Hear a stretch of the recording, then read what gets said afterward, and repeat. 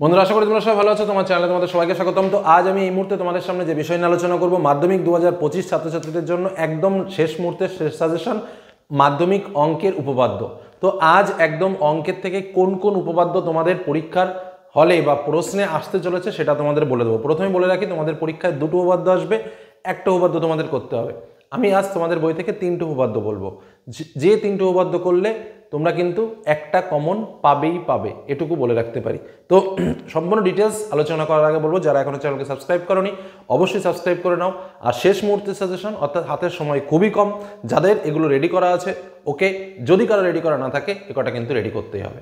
অর্থাৎ যে তিনটে উপপাদ্য বলবো, এই তিনটে উপপাদ্য কিন্তু মাথায় নিয়ে যেতেই হবে, কারণ এর মধ্যেই থেকেই তোমাদের পরীক্ষাতে কিন্তু প্রশ্ন আসতে চলেছে। আমরা পরপর বিষয়টা বুঝেও নেব যে কেন আমি ওই তিনটে উপপাদ্যর কথা বলছি। শুধুমাত্র সাজেশন দিলে তো হবে না, কেন ওই তিনটে উপপাদ্যর কথা আমি বলছি যার মধ্যে পরীক্ষায় আসতেই হবে সেটাও বলবো। দেখো, আমাদের সিলেবাসে কি রয়েছে।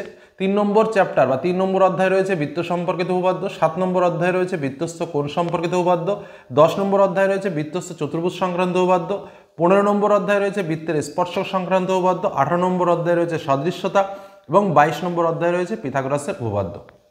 ঠিক আছে, আমি একদম পেজ ধরে, বইয়ের পেজ ধরে কোন পেজে কোন উপপাদ্য রয়েছে, কোনটা তোমাদের পড়তে কীভাবে কী সুবিধা হবে সেই ডিটেলসও তোমাদের সামনে তুলে ধরবো, যাতে পড়তেও কোনো অসুবিধা তোমাদের হবে না। এবার দেখো, বৃত্ত সম্পর্কিত উপপাদ্যের মধ্যে আমাদের কি রয়েছে, 32 নম্বর উপপাদ্য রয়েছে, 33 নম্বর উপপাদ্য রয়েছে। বৃত্তস্থ কোণ সম্পর্কিত উপপাদ্য থেকে 34 রয়েছে, 37 রয়েছে। বৃত্তস্থ চতুর্ভুজ সংক্রান্ত উপপাদ্য থেকে আমাদের 38। আর মানে যেগুলো আমাদের পরীক্ষাতে আসার মতো, এর মধ্যে 2024 সালে যা এসেছিল সেগুলো কিন্তু আমি যথারীতি বাদ দিয়ে দিয়েছি। বৃত্তের স্পর্শ সংক্রান্ত উপপাদ্য 40, 42, সদৃশ্যতা থেকে 48, পিথাগোরাসের উপপাদ্য 49 আর 50। এই হলো আমাদের মূল উপপাদ্য, যেখান থেকে আমাদের পরীক্ষাতে প্রশ্ন আসতে পারে। এবার আমি আসি মূল চালাকির জায়গাটাতে।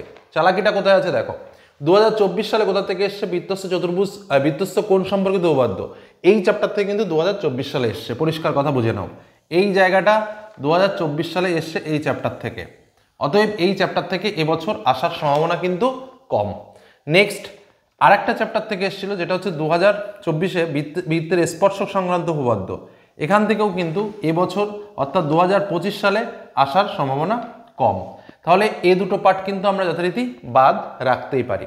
যেহেতু লাস্ট মিনিট সাজেশন, একদম টপ লেভেল সাজেশন তোমাদের বলবো। এবার আমাদের রইল কি দেখো, এদিকে রইল 32, 33, 38, এদিকে রইল 48, 49, 50। আমাদের কটা উপপাদ্য আসবে, দুটো উপপাদ্য আসবে।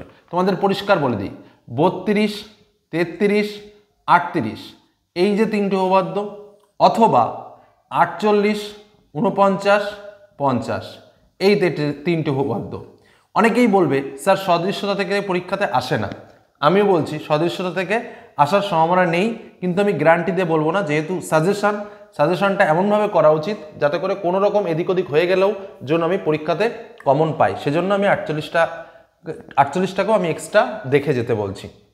তবে কেউ যদি মনে করো যে আমি দেখবো না, সেটা তার ব্যক্তিগত ব্যাপার।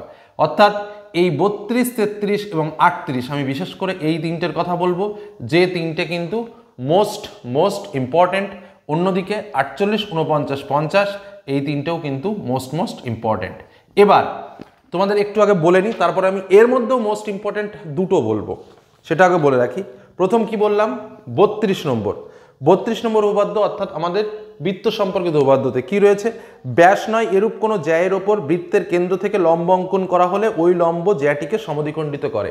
তোমরা ভাবছো স্যার কোথায় খুঁজে পাবো, তোমরা তোমাদের পাঠ্য বইয়ের পৃষ্ঠা নম্বর 59, আমি তাও বলে দিচ্ছি, পাঠ্য বইয়ের পৃষ্ঠা নম্বর 59 পেজে চলে যাও, 32 নম্বর উপপাদ্য তোমরা পেয়ে যাবে। সেইটা ভালো করে প্র্যাকটিস করো। নেক্সট আমি কত বলেছি, 33 নম্বর উপপাদ্য, তোমরা তোমাদের পাঠ্য বইয়ের পৃষ্ঠা নম্বর 60, এই 60 পৃষ্ঠাতে চলে যাও, তোমরা তোমাদের বইয়ে 33 নম্বর উপপাদ্য পেয়ে যাবে। আরেকটা আমি বললাম 38 নম্বর উপপাদ্য, অর্থাৎ কোন চ্যাপ্টার থেকে, বৃত্তস্থ চতুর্ভুজ সংক্রান্ত উপপাদ্য।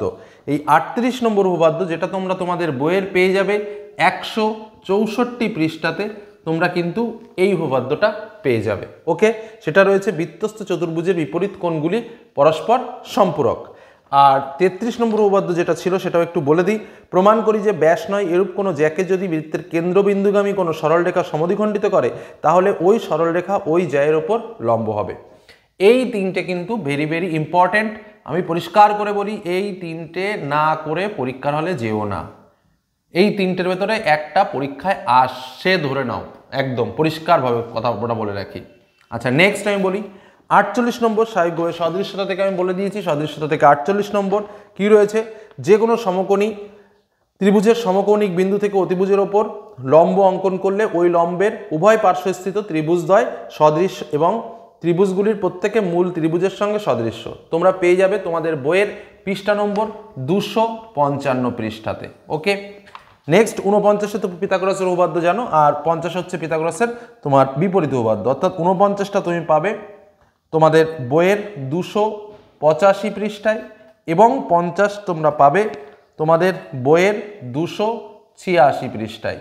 বইয়ের কোন পৃষ্ঠায় কোনটা আছে আমি সেটাও তোমাদের বলে পরিষ্কার করে দিলাম। এবার তোমরা পড়বে কি আমি পরিষ্কার করে বলি, এই তিনটি উপপাদ্য পড়ো অথবা এই তিনটি উপপাদ্য পড়ো। এবার আমি তোমাদের আরও একটু শর্টে বলে দিই, মানে এই তিনটে কিন্তু আমার মূল সাজেশন কিন্তু দেওয়া হয়ে গেছে। এই তিনটের মধ্যে একটা আসবে, এই তিনটের মধ্যে একটা আসবে। আমি আরও একটু ট্রিপিক্যাল বলে দিচ্ছি যে এর মধ্যে কোনটা ইম্পর্টেন্ট আমি সেটা বলে দিচ্ছি, তবে এটার কিন্তু 100% গ্যারান্টি নয়। 100% গ্যারান্টি হচ্ছে এই তিনটে, আর এই তিনটে মধ্যে একটা আসবে, মানে এখান থেকে একটা এখান থেকে একটা, মোট দুটো আসবে। এই তিনটে করো অথবা এই তিনটে করো, পরিষ্কার কথা, শেষ। এবার আমি এর ভেতর থেকে সব থেকে বেস্ট ইম্পর্টেন্ট কোনটা সেটা একটু বলে রাখি।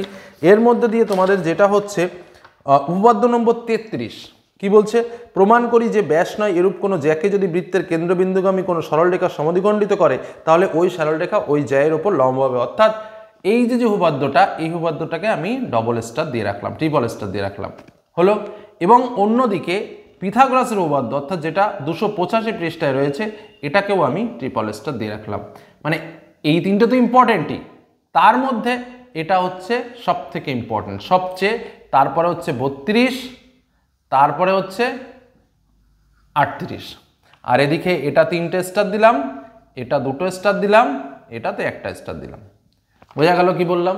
এই হলো আমাদের উপপাদ্যের শেষ মুহূর্তের সাজেশন।